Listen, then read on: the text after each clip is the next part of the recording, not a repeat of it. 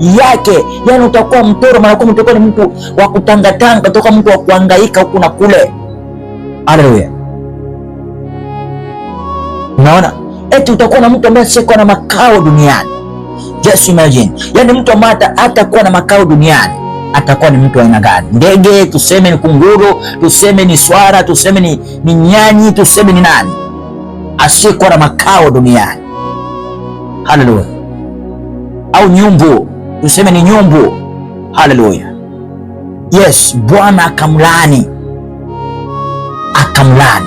Mtu wa Mungu, wewe ambaye umekuwa chanzo na chachu cha kukatisha maisha ya watu wengine, ilana ipo juu yako. Ilana na kuhakikishia kwamba ilana ipo juu yako, kwa sababu wewe ni chanzo cha kilio cha watu wengine kufika mbinguni. Wewe ni chanzo cha machozi ya watu wengine duniani. Wewe ni chanzo cha damu ya watu wengine kumwagika duniani. Wewe ni chanzo cha mafanikio na hatima ya watu wengi kufa. Laana hii, na kuambia laana hii uikwepe, ipo na wewe. Na wewe ni mtu ambaye ardhi haitakuzalia matunda, na wewe ni mtu ambaye utakuwa kama mtoro na hautakuwa na makao duniani. Haleluya. Hautakuwa na makao duniani kwa sababu dhambi imetawala ndani yako, na mshahara wa dhambi ni mauti. Sasa sikiliza, watu wanaofanyaka wenzao mabaya, watu wanaotendea wengine mabaya, walivyo hawapendi kutendewa wao mabaya. Sasa nakuhakikishia hili, ngoja uone jinsi mchawi anavyokurogeka watoto wako, anavyowaka familia zako, lakini uone jinsi yeye asivyopenda au alivyoapendi watoto wake warogwe na mchawi au wauawe na mtu mwingine. Ukisikia ile msemo nasema mwizi huwa apendi kuibiwa. Mwizi apendi kuibiwa siku zote, yanapenda kuiba tu. Watu wenye roho mbaya duniani na watu wakatili duniani, watu wanaoharibu maisha ya watu wengine duniani, na wao ni watu wa kwanza ambao hawapendi watu kuharibia maisha yao. Haleluya. Sikiliza hapa 13. Kaini akamwambia Bwana, adhabu yangu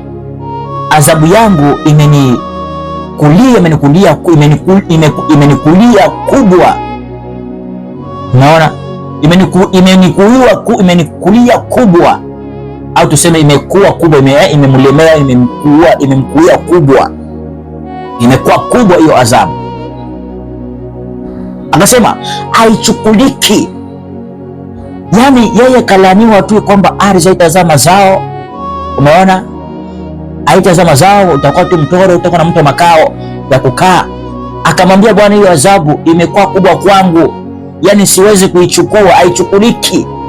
Sikiliza, yani yeye kumwanga damu, kumuua ndugu yake, hajakihesabu kama ni kosa, na hajaona kama anahatia, hajaona kama amekatisha uhai wa mtu mwingine, ameharibu ndoto na maono na hatima ya mtu mwingine. Yule mtu Mungu, yani Abili alikuwa na yeye hatima yake, maisha yake, aje aoe, azae watoto, endeleze familia, au na ukoo na yeye, au na kizazi chake, au na familia yake, au na 1 2 3, lakini yeye akamuua. Baada ya kulaniwa, akuhesabu makosa yake, akuhesabu, akaanza kumwambia Mwenyezi Mungu, akimwambia kwamba adhabu hilo ni kubwa sana, siwezi, nashindwa kuichukua, haichukuliki. Wewe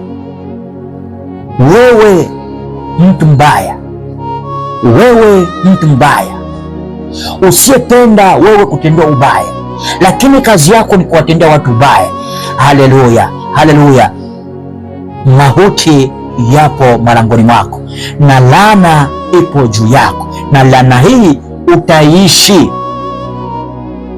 Yani laana hii utaishi. Maandiko yanasema mpende jirani yako kama nafsi yako. Kwa nini wewe umekuwa chanzo? Maandiko yanasema hivi, msiwe chachu, majaribu yanabudi kuja, lakini ole wake msababishi. Usiwe chachu, Watu wengine ni chachu ya watu wengine kukatishwa maisha duniani.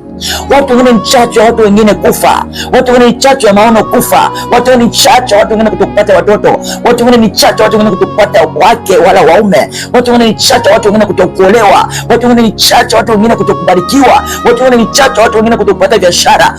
Watu wengi wamekuwa chachu katika hatima ya maisha watu. Umelani wangapi?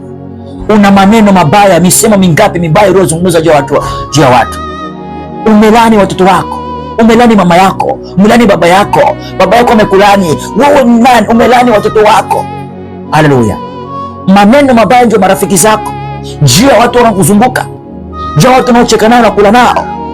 Umekuwa chachu ya riziki yao kufungwa. Watu wengine porazi akunenea mabaya kwa bosi wako kazini, ufukuzwe ili yeye azidi kufanya kazi. Umekuwa chachu ya maisha watu wengine kuteseka, familia za watu kuteseka, watu kufukuzwa kazi, watu kuuawa. Umekuwa chachu. Laana ipo juu yako na mshahara wa dhambi ni mauti. Haleluya! Kwa nini ndugu yangu? Kwa nini unakuwa hivyo? Yaani unafanya kitu ambacho wewe mwenyewe upendi ufanyiwe. Huyu jamaa alimfanyia ndugu yake. Mungu hajamuua, kamlaani tu, eti anamwambia yani adhabu ulionipa, laana ulionipa ni kubwa sana, imenilemea, haina ichukuliki, siwezi kuichukua, ni nzito mno. Ndivyo mlivyo nyinyi watu mnaotakia watu wengine mabaya.